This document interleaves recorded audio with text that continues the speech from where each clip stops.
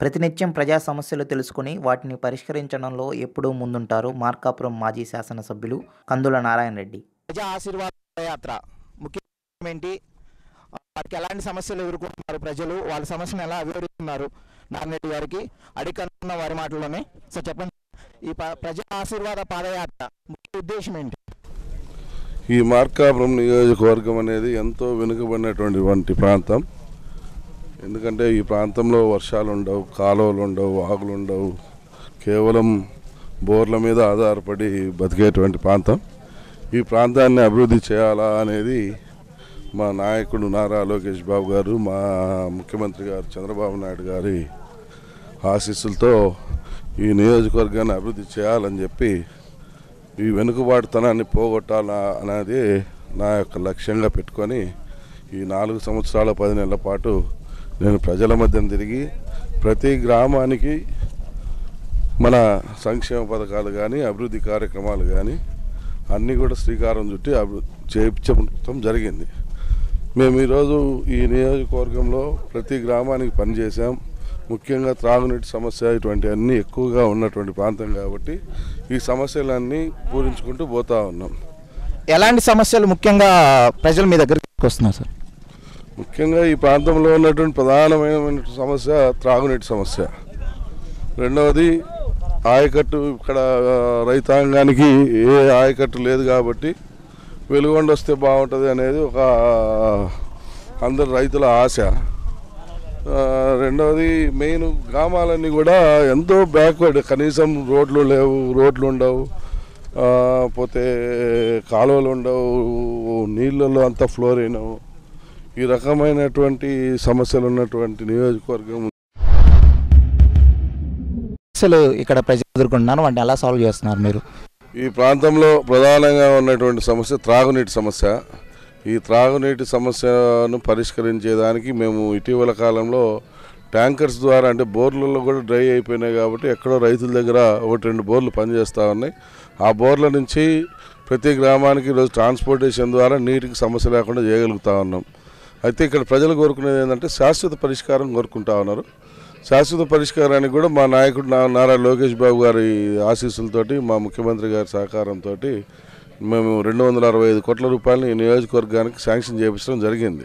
Already టెండర్లు కూడా అయిపోయినాయి. నాకు తెలిసి ఇంకా 10-15 రూపాయలు సర్వే జరుగుతూ ఉంది. అంటే లెవెల్స్ ఇవన్నీ సర్వే చేసుకుంటా ఉన్నారు. ఇది అయిపోయిన వెంటనే పనులు కూడా ప్రారంభిస్తారు. మోస్ట్లీ 8 or 9 monthsలో మా నియోజకవర్గానికి మాత్రం పూర్తి స్థాయిలో ఈ త్రాగునీటి సమస్య అనేది పరిష్కారం అవుతుంది అనేది మా యొక్క నమ్మకం. 100% అయ్యేదానికి మేము కూడా ప్రయత్నం చేస్తాం. అలానే తాగునీటి సమస్య ఒక్కడే కాకుండా ఇంకా చాలా సమస్యలు మీకు ప్రజలు వివరిస్తున్నారా? ఎలాంటి సమస్యలు మీ దగ్గరకు వస్తున్నాయి? ముఖ్యంగా రైతులందరూ కూడా గత 4 సంవత్సరాల నుంచి వర్షాలు లేక ఈ ప్రాంతం అంతా కూడా కరువు అంటే ఎట్లా ఉంటుందో చూస్తూ ఉన్నారు. ఆ కరువు నుంచి కాపాడాలా అనేది, రెండవది కరువు అనేది లేకుండా చేయాలా అనేది మా లక్ష్యం కూడా. అయితే రైతులందరూ కూడా ఏంటంటే ఇక్కడ బోర్లు అనేది అంత పెద్దగా లేవు కాబట్టి వెలుగొండ వాటర్ వస్తే తొందరగా వస్తే బాగుంటుంది అనేది చూస్తూ ఉన్నారు. ఆ రకంగా కూడా మేము డిజైన్స్ అన్నీ కూడా ఆ రకంగా చేయించి ఎక్కడైనా చిన్న చిన్న పొరపాట్లు ఉన్నాయి సరి చేయించి 100% నా నియోజకవర్గంలో 100% నిరూపించేదానికి నేను పనిచేస్తాను. మీరు రాజకీయాల్లోకి రాకముందు ఇక్కడ పరిస్థితులు ఎలా ఉన్నాయి? ఈ నియోజకవర్గం అంతా కూడా చాలా బ్యాక్వర్డ్ ఏరియా. మామూలుగా తూర్పు ప్రాంతంతో పోల్చుకుంటే మేము ఎందుకు తీసివేసినటువంటి నియోజకవర్గం అని అనుకోవాలి మాది. ఎందుకంటే మా ప్రాంతానికి రోడ్లు లేవు, డ్రైన్స్ లేవు, కాలువలు లేవు, పోతే మన సిమెంట్ రోడ్లు లేవు, మెయిన్గా గ్రామానికి కనెక్టివిటీ లేదు, ఇలా పోతే త్రాగడానికి మంచినీళ్ళు లేవు, ఇల్లు సక్రమంగా లేవు, పోతే ప్రజలు కూడా ఇక్కడ పొద్దున్న లేస్తే ఏదో ఒక పాలు పితుక్కొని పాడి పంట మీద బ్రతికేటువంటి ఆలోచన ఎక్కువ ఉంది. ఎందుకంటే కరువు వచ్చింది కాబట్టి ఇప్పుడు దాని పాడి మీద బతకాలా అనేది ఆలోచనతో ఊరికి వాళ్ళు వెనుకబాటుతనంతో ఈ ప్రాంతం అంతా నలిగిపోతూ ఉన్నారు. 10-15 సంవత్సరాలు ఒక యజ్ఞం మాదిరిగా పనిచేస్తేనే ఈ నియోజకవర్గం అభివృద్ధి అనేది జరుగుతుంది, ఈ నియోజకవర్గం డెవలప్మెంట్ అనేది కనబడుతుంది. అందుకని చెప్పి నేను ఇంట్లో కూర్చోకుండా ఈ 5 సంవత్సరాల్లో, ఈ 4 సంవత్సరాల్లో ప్రతి గ్రామానికి తార్ రోడ్డు తీసుకొచ్చా. మా నియోజకవర్గంలో ఈరోజు 100% మా నాయకుడు లోకేష్ గారి సహకారంతో 100% సిమెంట్ తార్ రోడ్లు తీసుకొచ్చా. ఆల్మోస్ట్ ఆల్ మార్కాపురం మండలం 90% సిమెంట్ రోడ్లు అయిపోయినాయి. కొనకన్న తల్లుబాడు మండలం కూడా 95% సిమెంట్ రోడ్లు అయిపోయినాయి. పొదిలి కొనకన్నమిట్ల 2 మండలాల్లో 70% మాత్రమే అయింది. మిగిలిన 30% కూడా పూర్తి చేసి ఆ పర్సెంటేజ్ 100% అనేది ఈ గవర్నమెంట్లో ఇప్పుడు అవకాశం ఉంటే ఇప్పుడు కొన్ని వస్తూ ఉన్నాయి. దగ్గర 15-16 కోట్ల రూపాయల సిమెంట్ రోడ్లు వస్తూ ఉన్నాయి. అవి కూడా వేస్తే ఇంకొక దఫాగా తెచ్చమాట 100% సిమెంట్ రోడ్లు అనేది మా నియోజకవర్గంలో అయిపోద్ది. 100% రోడ్లు అయిపోయినాయి. సిమెంట్ రోడ్లు ఆ పర్సెంటేజ్ ప్రకారం అయిపోయింది. నెక్స్ట్ మా విజన్ ప్రకారం డెవలప్మెంట్ అంటే ఇట్లా ఉంటుంది అనే విజన్ ప్రకారం పనిచేయడానికి ఒక అవకాశం ఇవ్వమని చెప్పి నేను కూడా ప్రజల దగ్గరికి పోతా ఉన్నాను. అలానే సార్, మీరు రాజకీయాలకు వచ్చిన తర్వాత ఎలాంటి డెవలప్మెంట్స్ కార్యక్రమాలు చేశారు మీ నియోజకవర్గానికి సంబంధించి? నా నియోజకవర్గానికి డెవలప్మెంట్స్ అంటే అదే ప్రతి ఊరికి స్టార్ రోడ్డు తీసుకొచ్చా. ప్రతి ఊర్లో సిమెంట్ రోడ్లు వేసాం. కాకపోతే 100% కాలేదు, కానీ 80%, 70%, కొన్ని గ్రామాల్లో 90%, కొన్ని గ్రామాల్లో 100% అట్లా అయింది. యావరేజ్న 80% కాన్స్టిట్యున్సీ పోయింది, 80% పూర్తయింది. ప్రజలు నారాయణ రెడ్డి గారి దగ్గరికి వెళ్తే ఏ సమస్య అయినా త్వరగా పరిష్కరిస్తారు. దాంట్లో మీ సీక్రెట్ ఏంటి అసలు? సీక్రెట్ అంటూ ఏం లేదు, కానీ కాకపోతే నేను ఎక్కడో ఉంటా, వాళ్ళు ఎక్కడో దూరం నుంచి నా కోసం వస్తారు. 1-2 సార్లు తిరగాలంటే ఖర్చులు అవుతాయి. అంత ఖర్చులు పెట్టుకొని బరాయించే పరిస్థితిలో మా నాయకులు కూడా, కార్యకర్తలు కానీ ప్రజలు కానీ ఉండరు. వాళ్ళని ఎక్కువ తిప్పకూడదు అనేది నా మెయిన్ కాన్సెప్ట్. 1-10 సార్లు తిప్పుకోకూడదు అనేది. మామూలుగా నేను ఆ దృక్పథంతో ఫస్ట్ నుంచి కూడా ఆలోచన చేసుకుంటూ ఎవరిని కూడా మీరు రావకండి, అవసరమైతే నేనే వస్తానని చెప్పి వాళ్ళ దగ్గరికి వెళ్తూ ఉన్నాను. కొన్ని సందర్భాల్లో నేనే వాళ్ళ దగ్గర పోయి పరిష్కరించిన సందర్భాలు చాలా ఎక్కువ ఉన్నాయి. కాకపోతే కొన్ని టైం గ్యాప్లో అంటే కొంత పని ఒత్తిడి వల్ల వాళ్ళే నా గాడికి వస్తూ ఉంటారు. కాబట్టి వచ్చిన పని వెంటనే అధికారులకు చెప్పి సాధ్యమైన త్వరగా చేయమని చెప్పి ప్రతిదీ కోరుతా ఉన్నాం. అధికారులు కూడా బాగానే సహకరించారు. కాకపోతే 1-2 మండలాల్లో కొన్ని చిన్న ప్రాబ్లమ్స్ ఉన్నాయి. ఆ ప్రాబ్లమ్స్ అనేవి గవర్నమెంట్లో నేను ఎమ్మెల్యేగా ఉండింటే అవి కూడా సాధించి ఉండేవాడిని, కానీ నేను ఎమ్మెల్యే లేకపోవడం కొంత ఇక్కడ మైనస్. అదే ఎమ్మెల్యే ఉండి గవర్నమెంట్ ఉండి రెండు ఉంటే కన్నా 90% పనులు చేసేదానికి అవకాశం ఉంటుంది. ఈ ప్రాంతంలో అభివృద్ధి అంటూ కనబడాలంటే ఎమ్మెల్యే కావాలా. అందుకనే నేను కూడా ప్రజల్ని ఈరోజు అడుగుతా ఉన్నాను అన్నమాట. Okay sir, thank you sir. అలానే విన్నారు కదండి కందుల రెడ్డి గారి మాటల్లో ఎలా డెవలప్ చేశారు, ఎలాంటి కార్యక్రమాలు చేస్తున్నారు అనేది. వైఎస్ఆర్ నాయకులు నిన్ను నమ్మం కార్యక్రమం చేస్తున్నారు కదా, దాని మీద మీ అభిప్రాయం? వైఎస్ఆర్ కాంగ్రెస్ పార్టీ వాళ్ళు నిన్ను నమ్మం బాబు అని ప్రోగ్రాం చేసే దాంట్లో అర్థమే లేదు. ఎందుకంటే ముఖ్యమంత్రి గారు ఏం పని చేయట్లేదు, అన్నీ మోసం చేసినాడు, ఏం ఇచ్చిన హామీలు నెరవేర్చలేదు, 600 హామీలు ఇచ్చాడు, వాటిని నెరవేర్చలేదు అని చెప్పి వాళ్ళు ఏదో తప్పుడు ప్రచారం అనుకున్నారు. నేను ఒకటే వాళ్ళని అడుగుతా ఉన్నా, మీకంటే దేంట్లో మేము తప్పు చేసినాం, దేంట్లో తక్కువ చేసినాం ప్రజలకి? మీరు కావాలని ప్రజలను రెచ్చగొట్టి మీరు ఏదో లబ్ధి పొందాలని చెప్పి చూస్తూ ఉన్నారు. మీరు ఒకప్పుడు వైఎస్ఆర్ పార్టీ వాళ్ళంతా ఒకప్పుడు కాంగ్రెస్ పార్టీ వాళ్ళే. 2004 నుంచి 2014 వరకు మీరే పరిపాలన చేసింది. ఆ రోజు 1,65,000 కోట్ల రూపాయల ఆదాయం మీరు ఆంధ్ర రాష్ట్రాన్ని. అంత ఆదాయం ఉన్నటువంటి ఆంధ్ర రాష్ట్రంలో మీరు ఇచ్చిన దానికంటే మేము దేంట్లో తక్కువ చేసినాం, మేము బాగా పనిచేసినామా లేదా అని ప్రజల దగ్గర నిదర్శనాలు ఉన్నాయి. ఎందుకంటే మీరు 12 గంటలు కరెంట్ ఇస్తే మేము 24 గంటలు కరెంట్ ఇస్తున్నాం. మీరు 4 కేజీలు బియ్యం ఇస్తే మేము 5 కేజీలు బియ్యం ఇస్తున్నాం. మీరు 200 రూపాయలు పెన్షన్ ఇస్తే మేము 2,000 రూపాయలు ఇచ్చినాం, మళ్ళీ 2,000 ఇస్తామని చెప్పి చెప్పినాం. మమ్మల్ని కాపీ కొట్టినారు అని అంటున్నారు. అసలు పెన్షన్ వ్యవస్థనే ప్రవేశపెట్టింది మా అన్న నందమూరి తారక రామారావు గారు. 30 రూపాయలు పెన్షన్ ఇచ్చాడు. తర్వాత చంద్రబాబు నాయుడు గారు వచ్చి 70 రూపాయలు చేశారు. దాన్ని మీరు 200 చేశారు. 200 చేసి మళ్ళీ 200 చేసిన కాబట్టి మేము 1000 రూపాయలు చేసాము. మా ప్రభుత్వం వచ్చిన తర్వాత 1000 రూపాయలు చేసిన తర్వాత మళ్ళీ ఈరోజు సరిపోవట్లేదు, ప్రజలకు ఖర్చులు పెరిగినాయి కాబట్టి ప్రజలకు ఆదుకోవాలని ఒక ఉద్దేశంతో మా ముఖ్యమంత్రి గారు 2,000 చేశాడు. మీరు 33 లక్షల పెన్షన్లు ఇస్తే మేము 56 లక్షలు పెన్షన్లు ఇస్తూ ఉన్నాం. మీరు చేతులు లేని వాళ్ళు, కాళ్ళు లేని వాళ్ళకి మీరు 500 ఇస్తే మేము 10,000 ఇస్తున్నాం. మేము దేంట్లో తక్కువ చేసినాం? సబ్సిడీ లోన్లు మీరు ఊరికి 2-3 ఇచ్చిండ్రు మీ ప్రభుత్వంలో. మేము ఈరోజు ఊరికి ఒక 60, 70, 100 ఎన్ని కావాలంటే అన్నీ సాధ్యమైనంత వరకు మ్యాక్సిమం వచ్చేలా చేస్తూ ఉన్నాం. పోతే రుణమాఫీ మీరు చేయలేమన్నారు, మేము చేసి చూపించినాం. డాక్టర్ అమ్మాయిలకు మీరు ఇవ్వలేమన్నారు, మేము ఇచ్చి చూపించినాం. దేంట్లో కొదవ చేసినామని మీరు నేను నమ్మం బాబు అంటున్నారో ముందు ప్రజలకు సమాధానం చెప్పండి. అంతేగాని మీరు ఏదో తప్పుడు ప్రచారాలు చేసి లబ్ధి పొందాలని చెప్పి కనీసం ఈ 4 సంవత్సరాల్లో మీరు ఎన్ని గ్రామాలు తిరిగిండ్రు? ఎన్నిసార్లు గ్రామాలకు వచ్చిండ్రు 5 సంవత్సరాల్లో.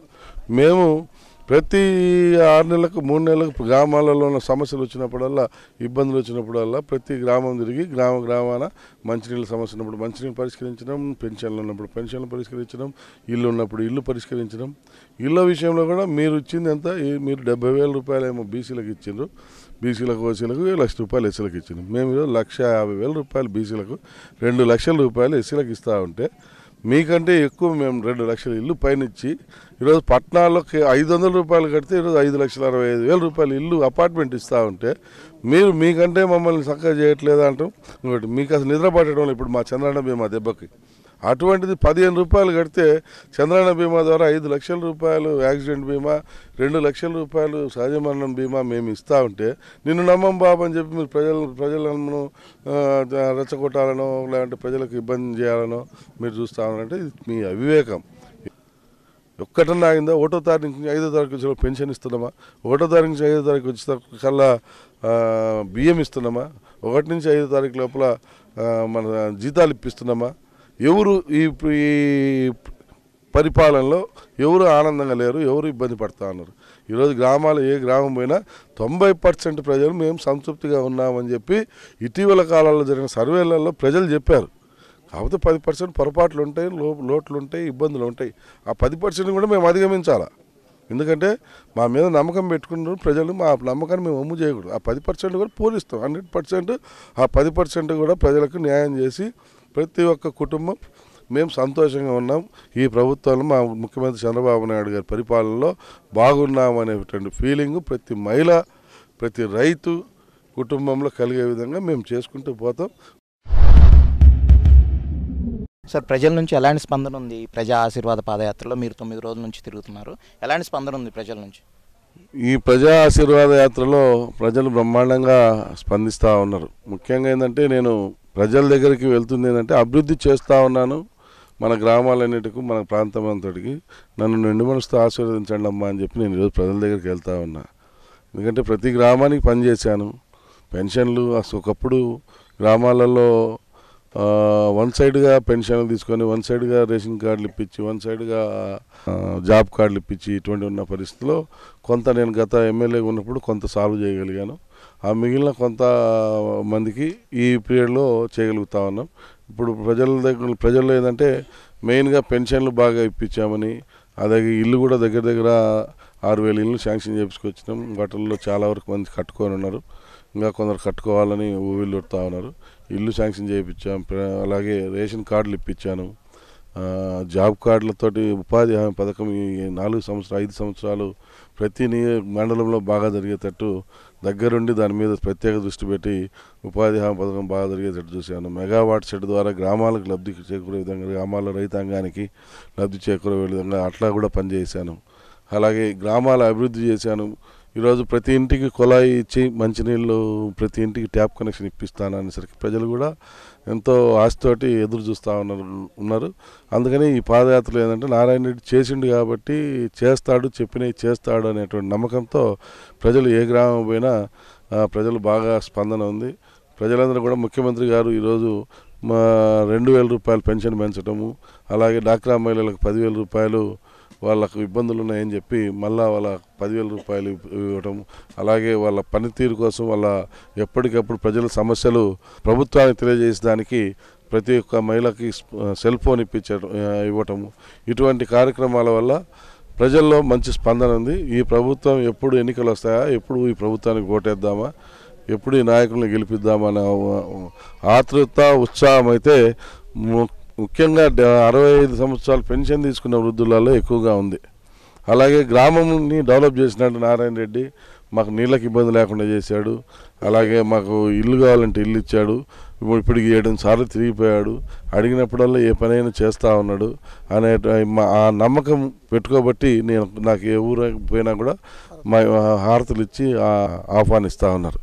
అయితే నా ప్రజలకు నేను రుణపడి ఉండాలి. ఎందుకంటే నేను ఒక సామాన్య మధ్యతరగతి కుటుంబం నుంచి వచ్చిన వాడినైనా కూడా నన్ను ఆశీర్వదిస్తూ మాకు ఆ పని చేయ, ఈ పని చేయ, చేయించి పెట్టాయా, ఇది చేయించి పెట్టాయా అని చెప్పి నన్ను అడుగుతూ నన్ను ఇంత వాణి చేసినందుకు మా ప్రజలకు నేను రుణపడి ఉంటా ఇప్పటికీ. ఓహో ఇట్లా చేసుకోవాలా నీ గ్రామాన్ని ఈ రకంగా డెవలప్ చేయాలా గ్రామాన్ని అని తెలియని వాళ్ళకు కూడా తెలిసే విధంగా ఈ నియోజకవర్గాన్ని అభివృద్ధి చేయాలనేది నాకున్నటువంటి ఏకైక లక్ష్యం. ఒకే ఒక్క అవకాశం నేను కల్పిస్తే నా విజను, మా ముఖ్యమంత్రి గారి విజను, అలాగే మా లోకేష్ బాబు గారి విజను అన్నీ కూడా మిళితమై ఈ కాన్స్టిట్యున్సీని డెవలప్ చేసి చూపిస్తా.